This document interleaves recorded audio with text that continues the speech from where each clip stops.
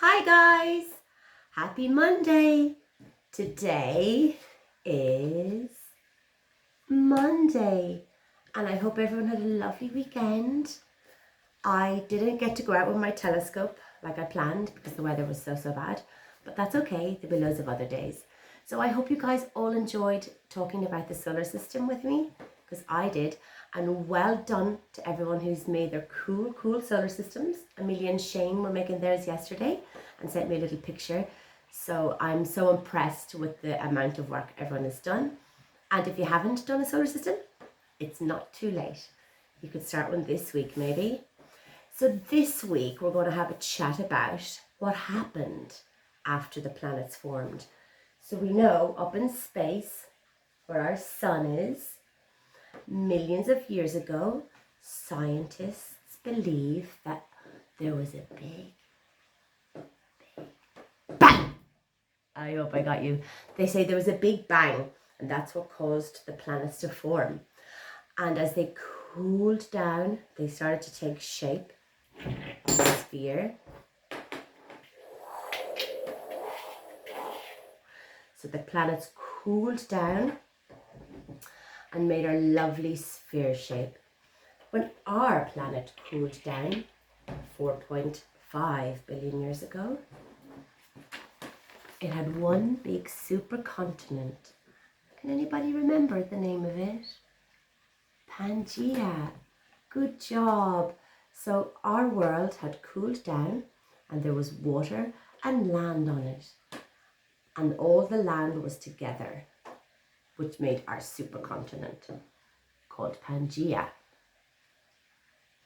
There's a lovely Pangaea. So Earth at that time was like a big rainforest. There was just all of the water and the land was just beautiful, covered in forests and rainforests and woods and grass and trees and plants. So Pangaea was absolutely, Earth looked amazing. So Pangaea would have been 100% rainforest. Today, guys, our world is only 7% rainforests. So we need to keep remembering to recycle, so we don't have to chop down any more trees, because we don't want to lose our rainforests, because that's where all the lovely animals live. So let's see what our little world looked like when it cooled down. There was so much steam on it. That's what caused our oceans and our rivers and our clouds. And who can remember what kind of plates are under our world that move? Plate tectonics. Good job. Now the plate tectonics are what caused our continents to spread out. So look, Pangaea, all the continents were together. You see that? And over a very long time, they spread out, forming our continents. Let me put this over here. It's rolling on me. Sorry, it's a sphere and it keeps rolling.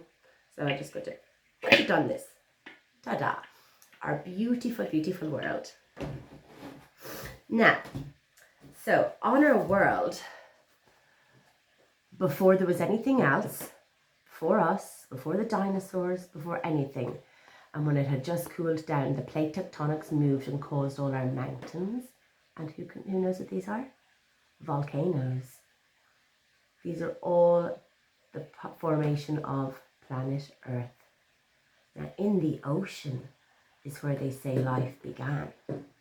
But I think life began on the land because, look, Pangaea.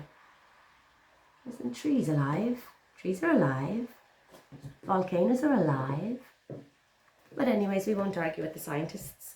If they say life began in the sea, we'll have a look at how life began in the sea.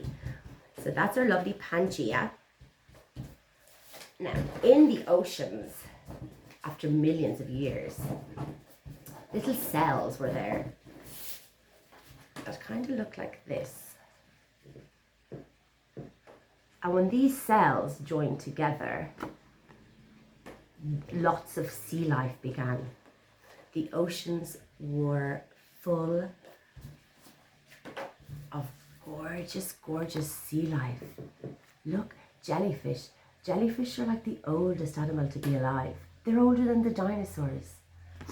The sea was packed full. Look, I mean, you wouldn't see this now. The sea was full of things that we wouldn't even imagine. How lovely is that? This was in a time called the Paleozoic era, the very first era of life, the Paleozoic era. And the seas were becoming to life, full of lots of different kind of fish. And these guys, these are called trilobites. They were blind, they had no eyes, and they used to swim around the bottom of the sea, cleaning it. How cool. Look at this guy. Whoa. So life in the sea was becoming plentiful. Lots of fish were evolving, different types every time. There was mollusks. See these little mollusks? You'll still see these around today. And one of my lovely kids, I think Jessie may have brought me in one of these before, and Paul, they found some at the beach. These are mollusks from the very start of time. How cool. Here's another lovely trilobite. We know all about your lovely trilobites, don't we? They were so cool. So trilobites lived in the oceans during the Paleozoic era. And when I was on my little camping trip last year, I came across a cool museum. So I went inside for a look. And I couldn't believe my eyes. I got a trilobite fossil. So this is 320 million years old. And it was found by a paleontologist. That's somebody who goes digging for fossils. How cool. A paleontologist in a place called Madagascar, which is in Africa. So have a look at our lovely globe. See our lovely Africa? Well, that's Madagascar beside it.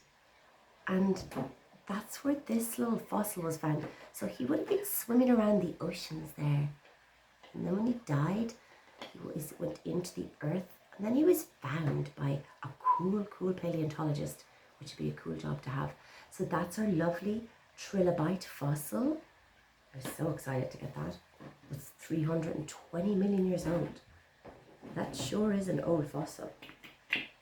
And I also, in the same museum, got this little fossil. You see how beautiful? I don't know if you guys can see how shiny it is as well. I can. But that was old. That's 150 million years old. You guys, how cool is that? So these are all from the Paleozoic era. And this isn't from the Paleozoic era. This is from a lovely beach in Dublin. I found a lovely starfish. He's cool. He lived a very long time ago too.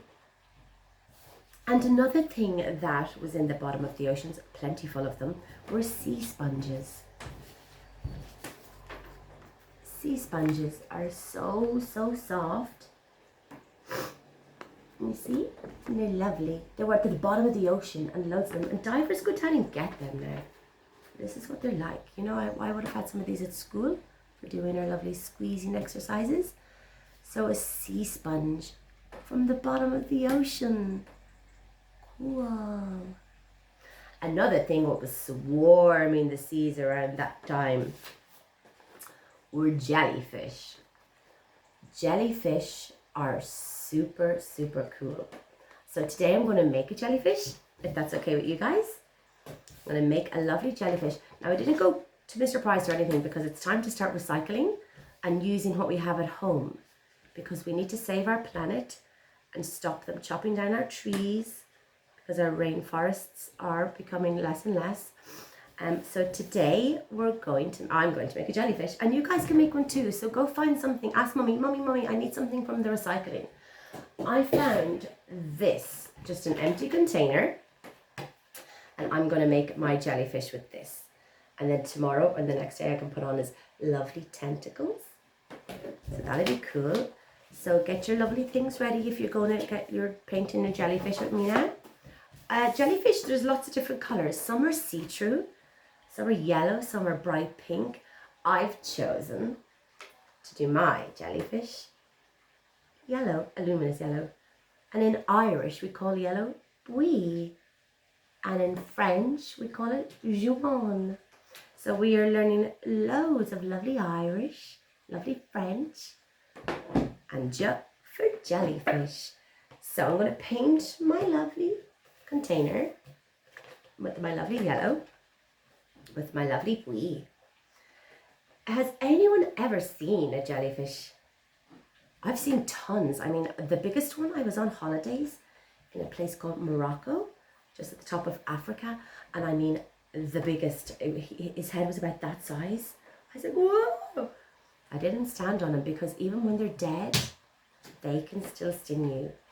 So a jellyfish, I mean, they're so interesting. They've got no eyes. They've got no brain. They've got no heart. They've got no lungs. How on earth do they swim all day in that ocean? Well, basically, they go with the flow. Jellyfish just flow. And you know their tentacles?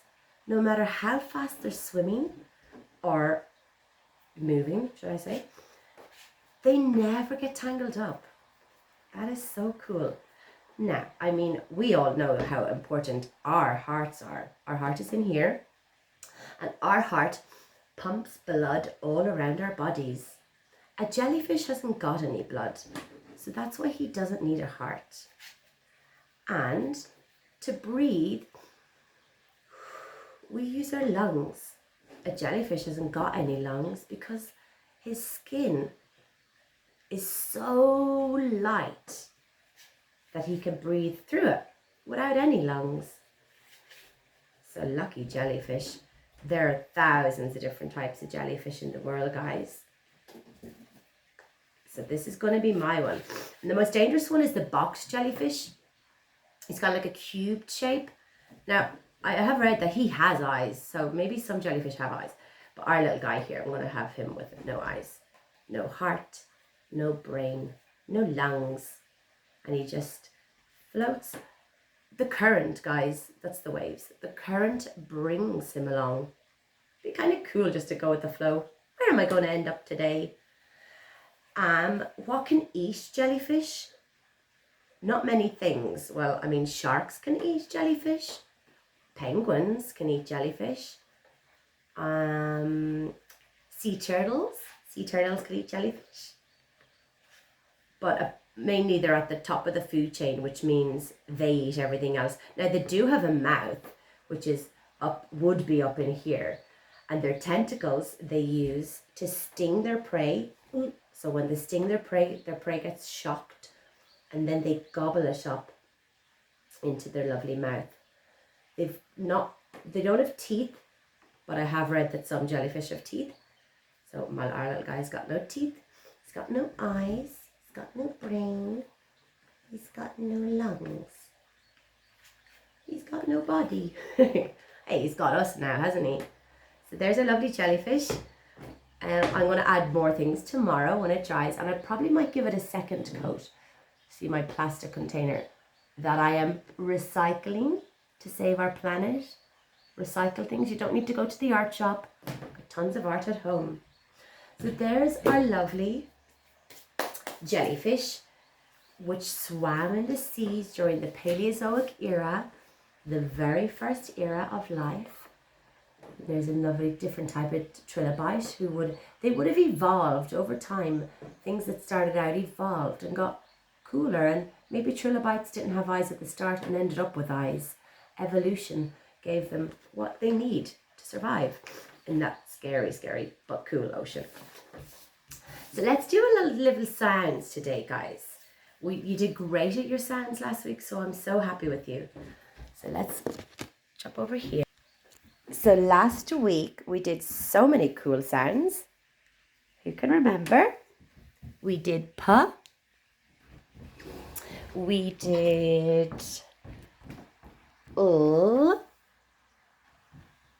we did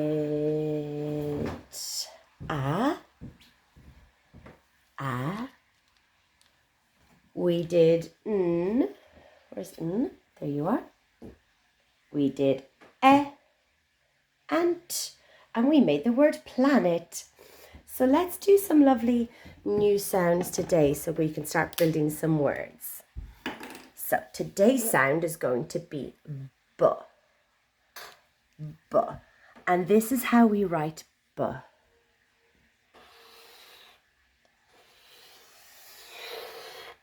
B. But for bunny, look where my little bunny likes to sit. Hey, Bugsy. But for Bunny and but for Bugsy. You saying hi to the boys and girls today? Oh, he's so nice. He's such a lovely bunny, aren't you? Anyway, but for Bunny, there we go. Let's make a lovely word with a b. Here's my box. And we say, knock, knock, knock. What's on the box? What's inside the box? Ooh, interesting. We've got a box. So let's make the word box. So we're going to focus on our lovely but sound. So but. Who can hear the next sound in box? Listen to Joe's voice. But. Ah. Ah. Can we find Oscar Orange? Yep. Good job. Oscar Orange. What sound can you hear next in box? X. The last sound. B. Ox. Box. Box. Yay. Well done. Do you want to make another one? Okay, let's make the word block. I have a block here. Block. But. Who can find but? Well done. But. What's the next sound you can hear in bl? L. Can you hear Lucy Lamplight? Bl. There she is. Lucy Lamplight. Bl. What can we hear next in the word block? We have b, l, ah. We need ah. Who can find ah? Good job. Ah. So now we have b, l, ah. Block. K. Who can find k? Clever cat.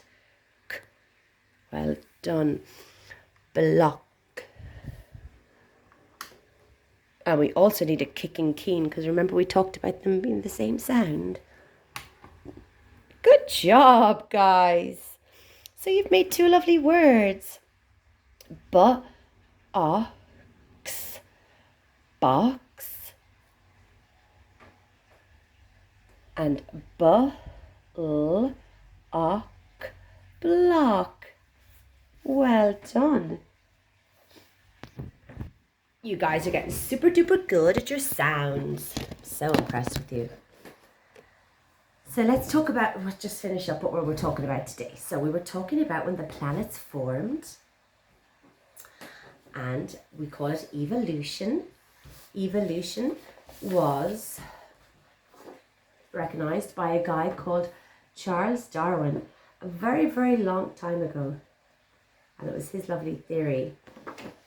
And our cool planet had a supercontinent. Our supercontinent was called Pangaea. Pangaea. But we don't have a supercontinent anymore. No. All of our continents have spread out. See? They've spread out. All which has formed our lovely Earth today. You can remember how many continents we have? 7. Look. 1, 2, 3, 4, 5, 6, and 7. Antarctica down there. Now, if you guys want to look up more on how our life began on our lovely Earth, there's a cool guy called David Attenborough. And your mummy and daddy can help you, let you watch some of his programs. They're so cool. He has been everywhere in the world. He's even been to Antarctica to visit the penguins. He's been to the North Pole. He's been to Africa, South America. He's a lucky, lucky dude. So he would tell you more about it because he's like super clever with all that. So today we have had fun learning about Pangaea, our supercontinent, and how life began in the ocean. Or even though we think life began on land, because trees are alive, aren't they? And what else? Volcanoes. They were on the land before anything in the sea. They're alive. They're full of their hot lava from the inner core of our world. So well done. And don't forget about my lovely trilobite fossil. That was my heart was pounding in my chest when I saw it in the museum. I was like, oh my god, I want to get a trilobite fossil. So that's a real trilobite fossil. That's 320 million years old. So cool. Would you guys like a little story? Okay, I'll get us a little story. And I probably should have had this one last week, but it was in school and I only went the other day to feed our lovely fish and stuff. So this story is called Edward Builds a Rocket. And when we go back to school, this is a promise because we meant to do it before school ended and then we just didn't get time because of Christmas and that. We're going to make a huge rocket. So start collecting things now, guys. Start recycling it. Use things from home. That could be a button on a rocket. I'll get the boxes, the big massive boxes. You just kind of get things that you might find in the house that could be added on to a rocket to go into space. So Edward builds a rocket. Edward looked into the sky and said, I think I might shoot across the galaxy at 10 o'clock tonight. I'll do a dance on Venus. I'll have a snack on Mars. I'll read a book on Saturn by the light of all the stars. Do you guys remember what we talked about the stars last week? There's more stars in the sky than sand on planet Earth. Planet Earth is a lot of sand. There's a lot of stars up there. The more he looked, the more he thought about his master plan. I need to get myself there as quickly as I can. So Edward built a rocket ship designed to fly so far. He built it from some odds and ends and bits of Daddy's car. He put things here, he put things there, and added lots of stuff. Oh, I can't wait to start making our rocket now. He even packed his teddy bear in case it got too tough. His mother kissed him on the nose and handed him a snack. Say hello to Mercury, but don't be too late back. Mercury is the same size as which? Our moon. He climbed into his rocket ship and shouted, Goodbye, Mom! Then closed the door and threw the switch and counted 3, 2, 1. He closed his eyes. He held on tight. The engines went kaboom! Then there he was, in deep blue space, heading for the moon. Oh, Moony. Suddenly he heard a bang. The rockets lost all power. He looked outside and thought, oh no, I'm in a meteor shower. A rocket hit his ship quite hard and left a nasty crack. Edward held his teddy bear. We might not make it back. Then Edward heard another voice. A giant UFO? But when he looked, an alien waved and offered him a tow. It's going to help him. They took him for a quick repair and fixed his broken ship. Then off he went to Jupiter, continuing his trip. Jupiter, the biggest planet in the solar system. What's this? Who can remember? The eye of the storm. What can fit inside the eye of the storm? Yeah, planet Earth. Cool. He drove around the universe and chased an asteroid. Saturn, Neptune, Uranus were planets he enjoyed.